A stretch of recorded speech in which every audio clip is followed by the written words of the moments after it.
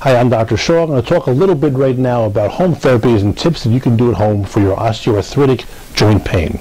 You should understand that these joint pains that you have from your osteoarthritis are generally degenerative in nature, and they are the result of immobility and joint destruction, which you can help prevent by doing resistive exercises.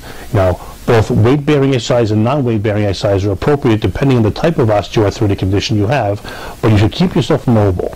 If you don't keep yourself mobile, you can be sure that these joint conditions will progress over time. Now, in the same vein, you want to make sure you don't over-exercise, because taking joints which are relatively not strong and relatively unstable because they're degenerative can also accelerate if you overdo it. So if you're a marathon runner, you're not going to be doing that anymore, but you might want to go on your treadmill and do a slow walk and keep those joints moving.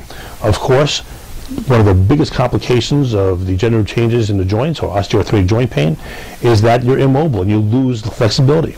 So working on maintaining flexibility and keeping the joint healthy in that way is encouraged, and there are a million different ways to do this, starting from yoga or taking classes in a local gym or just being at home and doing some gentle, safe stretching. Now, there are people who do other type of approaches too, including nutrition, but for the most part, applying a hot pack or a cold pack during your acute or your subacute or chronic inflammation stages are perfectly okay and safe.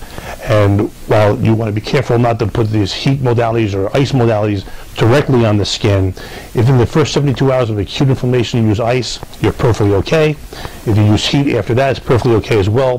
They both have analgesic effects. They affect the blood supply to the joint, allowing either less or more depending on what the desired effect is. When it's acute, you want less. When it's chronic, you want more. Allows for better healing.